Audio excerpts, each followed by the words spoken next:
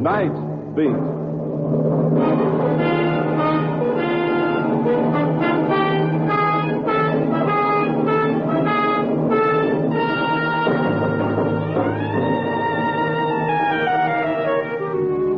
Hi, this is Randy Stone. I cover the night beat for the Chicago Star. My stories start in many different ways. This one began with a question and ended when the secret locked in a man's mind brought sudden death. Night Beat, starring Frank Lovejoy as Randy Stone.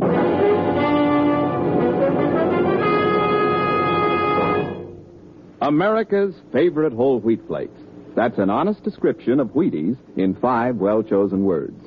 But it really doesn't begin to tell you how Wheaties got to be that way. And if I expect you to pull up a bowl and spoon to a box of Wheaties tomorrow morning, there are at least 2 reasons I think I ought to mention. First of all, Wheaties taste good.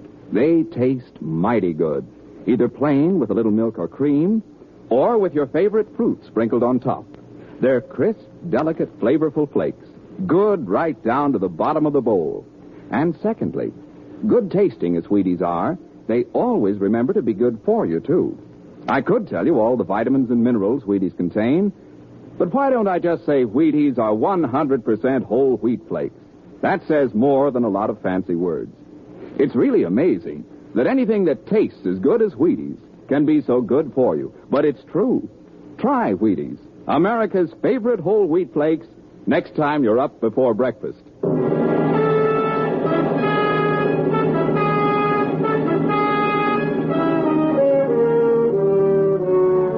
Tonight I had another story to write.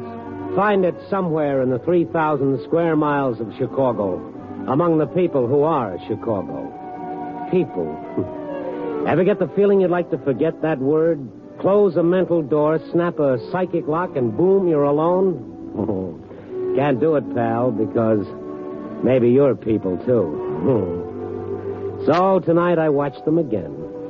I wandered south on Western Avenue, crossed Addison, and there was Riverview Park. I walked around there, watching the people hurry themselves from one thing to another, each one trying to catch up with a couple of hours of fun. And then I saw a sign that read, Mentallo, the marvel of the age, knows everything. Admission 25 cents. Okay, I'm a sucker for any man who knows everything and freely admits it. He might even know what makes the world tick, like a time bomb. That'd be worth 2 bits of anybody's money. I went in. Mentallo was in the middle of his act. Battle of Waterloo proper was begun at 11:30 a.m. on June the 17th, 1815. The battle went through 5 distinct phases until the French were routed. That right, lady? Well, yes, it is. It sure is. Now, who's next? Who has the next question? You, sir. You just came in. You seem a little skeptical. Are you talking to me? I am, sir. Maybe you'd like to ask Mentallo a question. Oh, all right. What's the temperature of the sun? Mentallo, the gentleman thinks he's stumped you. The temperature of the visible surface of the sun is about 6,000 degrees centigrade. The interior temperature is estimated at approximately 20 million degrees centigrade. Is that correct, sir? I'll take his word for it. And you can, sir. Now, who's next? Who? I got a question. Very good. Ask it. Mentallo. Yes. What happened? What happened to you on the 15th of last month? What happened? The 15th? Yeah, the 15th. Mentallo. 15th? Make him get out of here. Get him away. That's all for this show. That's all. Cheer up, folks. Everything's all right now. They're up. Okay. Mentallo, come on, let's get out of here. It happened again, Phil. Again? You want a doctor? Huh?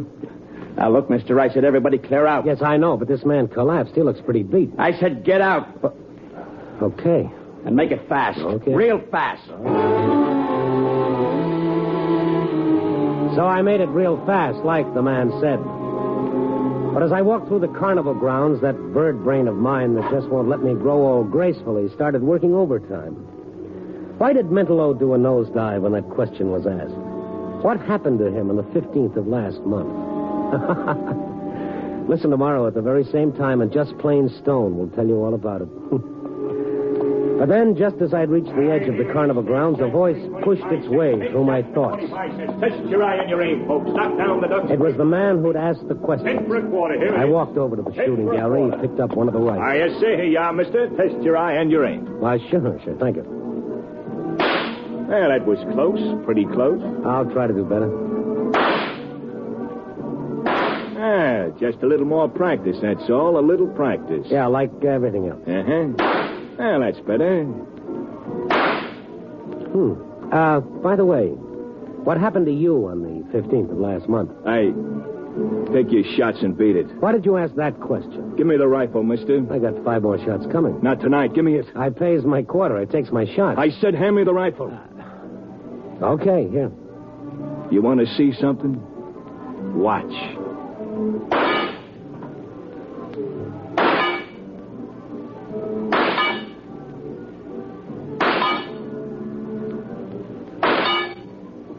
Well, with bullets or words, the man's good. You ain't a carny man. No? No. But you're awful curious. That's an old family failing and an occupational hazard. Why did you ask Mentallo that question?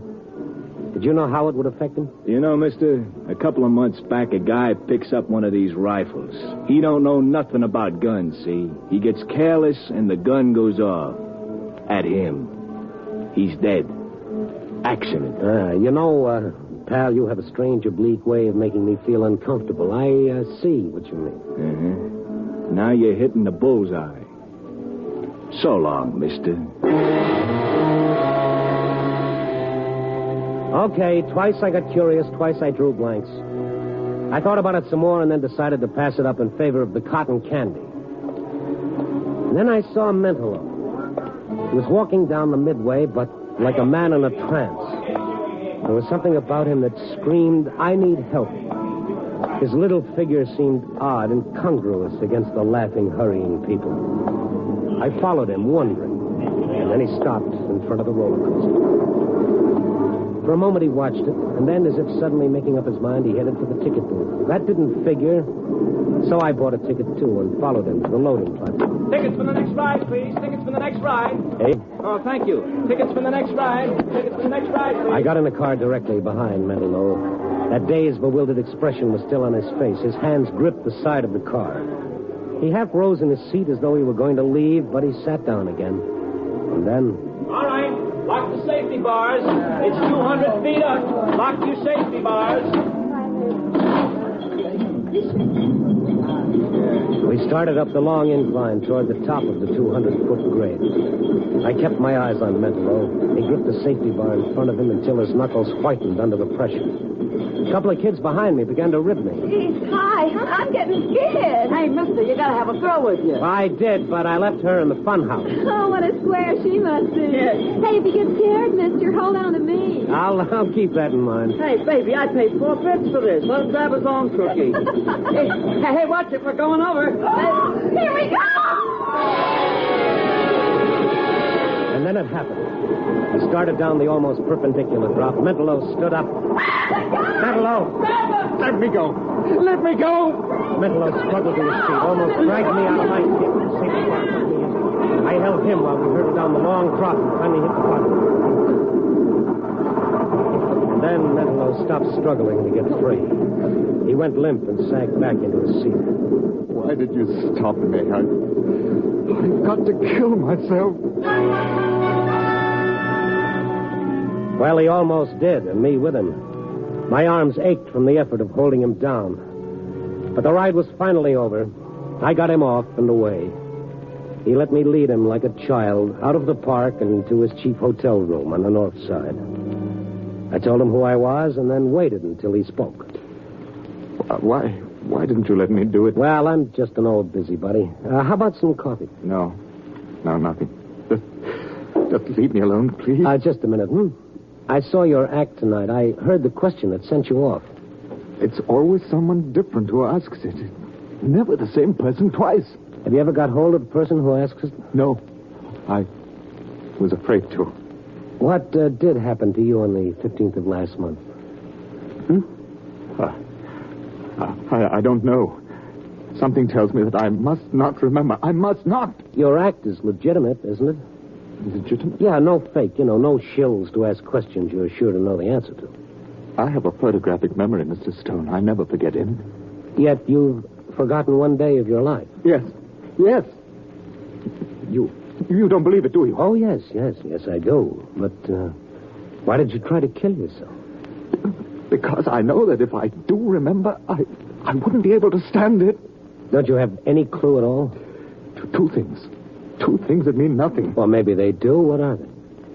It's just streamers in the sky and the name Helene. Streamers in the sky and Helene. Who is Helene? I don't know anybody by that name. I don't. I tell you, I don't. All right. Now, take it easy, Mentallo. Oh, get out and leave me alone. Get out. Yeah. Get out and leave him alone. Phil. Well, my friend the Barker, hello. What are you doing here? I brought Mentallo home after he tried to kill himself. What? Mentallo. You all right? I'm all right, Phil, but I don't want to remember. Look, Phil, for what it's worth, he's sick. He's got to see a doctor. No, Phil, get him out of here. Mister, get out. But this man is... Get out and don't come back. Because if you do anything that hurts Mentallo, I'll kill you.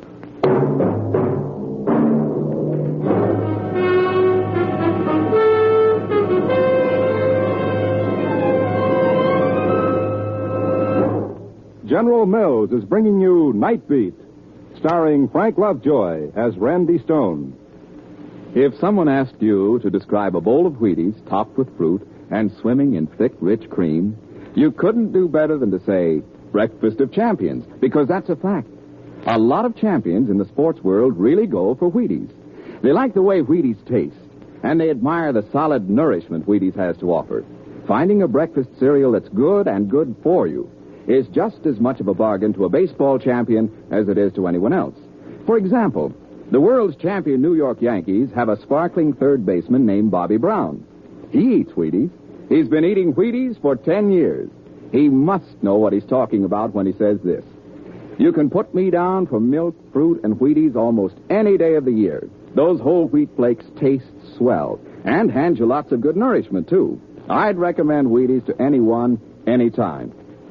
Well, I don't suppose you'll be fielding any hot grounders along the third baseline anytime soon, but before you know it, you'll be eating breakfast again. And we feel you're entitled to champion nourishment just as much as any player in the New York Yankee lineup. Have yourself a bowl of Wheaties, won't you? Wheaties, breakfast of champions.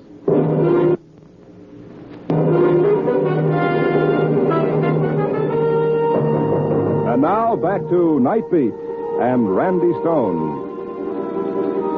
Like I said before, sometimes you'd like to seal off the rest of the world and forget it. Let 1,000 people die in a flood, we click our tongues and say, how terrible. And that's as far as it goes. But let one kid scratch himself on a nail and 87 people come running with the iodine. The human reality of what happens to a lot of people at once is too big for us. But what happens to one individual is something each of us can get hold of. I don't know, maybe that's what sent me to a friend of mine, a psychiatrist whom I dragged out of bed. Oh, but, Randy, what concern is Mentallo of yours? Oh, I don't know, Ken. Why'd you become a psychiatrist? Well, I see what you mean. Okay, you see what I mean. Now, what gives with Mentallo? Self-protection. His mind is protecting him. Whatever happened on the 15th of last month is suppressed. The memory is horrible enough to force a complete blackout. Yeah, but he remembers two things, Ken. Streamers in the sky and the name Helena. What do the streamers mean? Almost anything. This guy's symbol for something else. Yeah, he tried to kill himself tonight. Will he try it again? Likely. Well, what'll set him off again? Hard telling. Question, object, anything. Was Mentallo upset when you left him? Upset? He was practically hysterical. I'd better go with you. Oh, you're worried too, huh? I'd feel better if I saw him. Here's the room. It's right here, 612. Randy, try the door. Open. You know where the light is? I think I saw a switch by the door. Randy. Mentallo. Don't try to unfasten that buckle. Cut the belt. Lift him. Hurry. All right. Cut that belt. Hurry up, Randy. Is he alive? I think so. All right. Easy, Ken. pulse is still strong. He couldn't have been hanging more than a few seconds before we came in. Poor little devil, Ken. Look, Randy. What? There's something clutched in his hand. But, well, yes, that's a key. That's an old-fashioned house key. Now, why? I don't know. Well, what's your guess? It's hard telling, Randy, but I do know this. He's no longer responsible for his actions. Well, then the next time he tries anything like this, maybe nobody will be around to stop it. Ken, is there anything that we can do?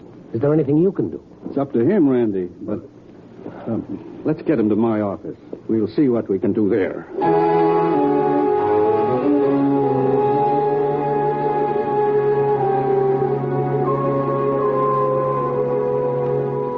Feeling better, Mentallo? Yes, thank you. You know where you are? No. No, where's Phil? Oh, you're Barker? I don't know. Now listen to me, Mentallo. You tried to hang yourself. Do you remember that? Yes. After Phil left, I felt so hopeless. You had this in your hand, this key. Look at it. I found it in my pocket, and then I knew I had to kill myself. Is it your key? Do you remember what it's for? No. You won't remember that, Randy. Oh. Well, who are you? He's a friend of mine, and he's a doctor, Mentallo. Well, I don't want to... Now, look, twice tonight you tried to kill yourself. Once is enough to call in the police. No. Oh, don't worry. That's not what we want to do. I want to help you, and the doctor wants to help you. Please believe that. No one can help me because I can't remember, and I must not remember. The police will ask questions when they learn you tried to kill yourself. But it's no business of theirs or yours. Why don't you leave me alone? Why do you care? Oh, that's the same old question asked the same old way, and this time I've run out of answers. Make up one of your own. I don't know.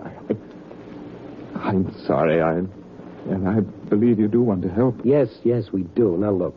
There'll be no need to call in the police if you let us help you. You're sick. Do you know that? You're sick. Let us help you. All right. Good. Now, you trust Mr. Stone, don't you? Yes, I do. All right.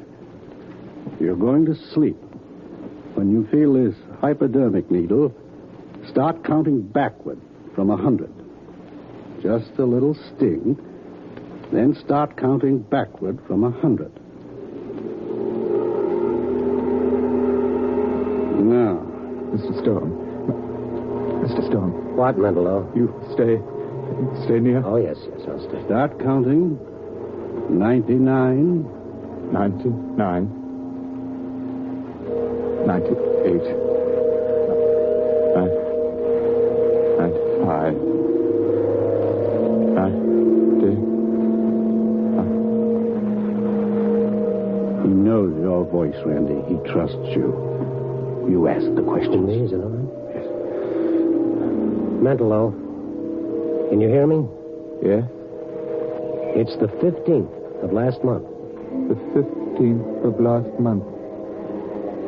Streamers in the sky. What streamers? What are they? Where are they? The Aurora Borealis. The Northern Lights? Yes. Aurora. I went to Aurora. Aurora, Illinois? Yes. I was there. Now, you're in Aurora. Where did you go there? The house. Yes, I've got to open the door. And the key... Here's the key. Unlock the door. She's going to be here. Helene. Who is Helene? I love her. She loves me. There's the room. The room. All right. Now, you're in the room. What did you do? I waited for her. And she came in. And then Helene!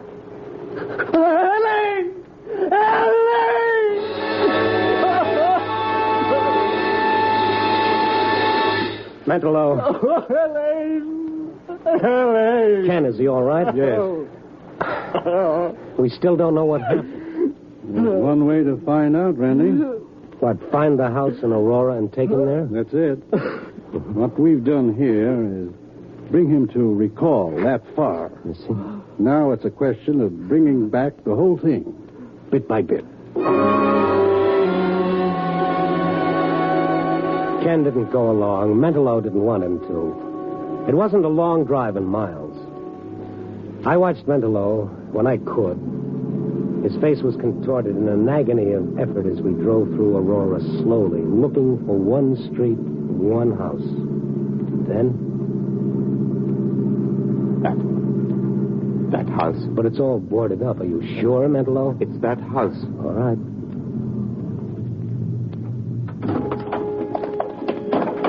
The house set back from the street. The only light came from a street lamp half a block away. Mentallo walked slowly ahead of me, up the walk toward the porch, then up the porch stairs. Open the door. Locked. It was locked that day, too. Look, unlock it. You got the key. Yes, the key. Where's the light switch? No light. All right. We'll use the flashlight. Now, go ahead, Mentallo. Go ahead. But there's no furniture here, Mentallo. This house is vacant. This is her house. I know. There were 3 of us here. 3. This is the room. Go on. Mentallo, think. Well, you've got to think. It's the only way you'll remember what happened. It's the only way you'll find out what's torturing you. She's here. She came to me in this room. Helene came to you here? Because she loved me. Where is she now? Her clothes. In this closet. Mentallo walked to the closet, opened it. A row of dresses hung there. A faint odor of perfume drifted through the room. For a moment, Mentallo stood there, and he started toward a door. Mentallo, where are you going? I know. The basement. Wait for me. Down there.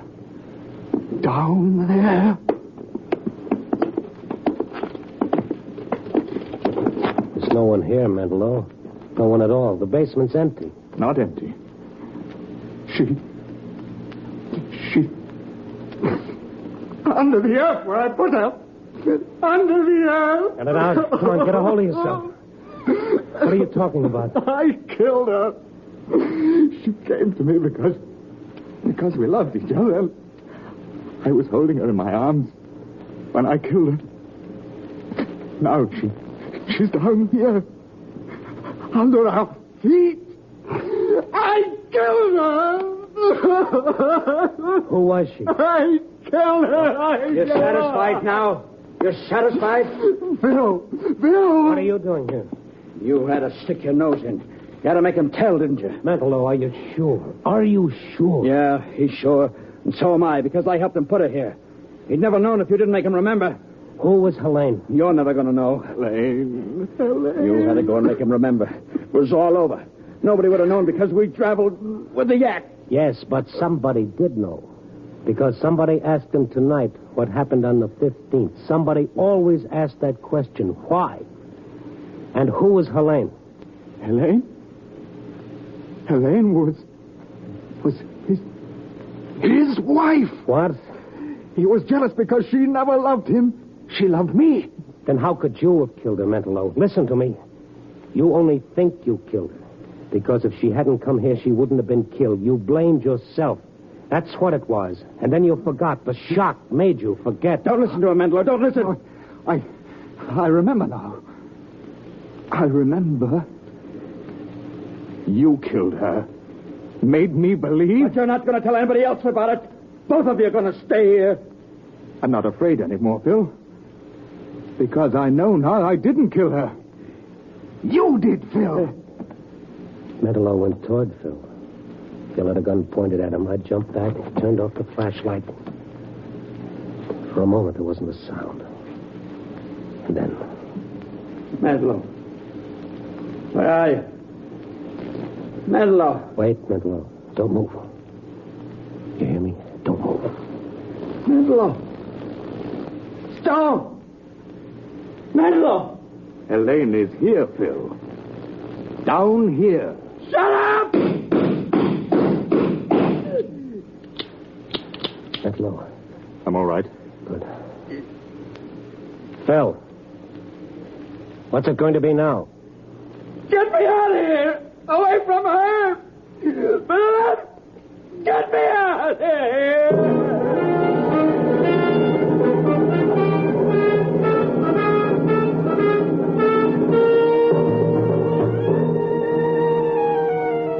Well, it's almost dawn now. I can go home to my little trundle bed and sleep the day away. Yo-ho-ho, the reporter's life for me. Oh, sure. But anyhow, I got my story. Two men, one whose feelings of guilt forced him to believe he killed a woman he loved, and another man whose feelings of guilt made him a gibbering coward. But where's the moral? That someone always pays for a crime? Sure, but who is guilty? Maybe we should say, what is guilty? What's in that space above our eyes that makes us act the way we do? That makes us people?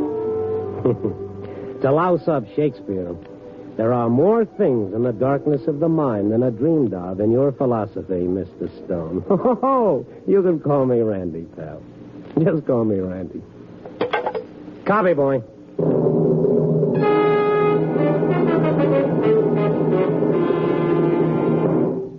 Night Beat, first on the Wheaties Big Parade, stars Frank Lovejoy as Randy Stone.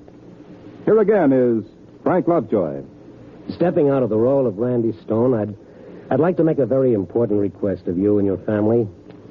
Pick up the May issue of Reader's Digest and turn to page 73 and read the short article called, What Do You Eat for Breakfast? I was amazed to learn from this article how important a good breakfast is to the health and welfare of every one of us. And that means the health and welfare of our nation. To all the men who sell Wheaties, you, the sales force of more than 700 enterprising men of General Mills, and you, the hundreds of thousands of grocers who must meet the exacting needs of the American homemaker, to all of you, I want to say that I'm mighty proud to be back on your team again. We have a big job to do. Together, we can help more families to help themselves by eating a good, substantial breakfast, one built around Wheaties, the breakfast of champions. As we do this, we can take pride in the fact that we're making a real contribution to the health and welfare of our nation. Good night, and thank you.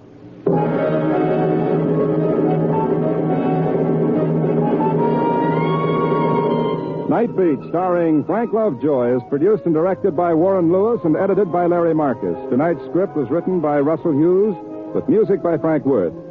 The part of Mentallo was played by Ben Wright. Listen next week at this same time and every week as Randy Stone searches through the city for the strange stories waiting for him in the darkness. And now, on Wednesday night, listen to Brian Donlevy in Dangerous Assignment on the Wheaties Big Parade.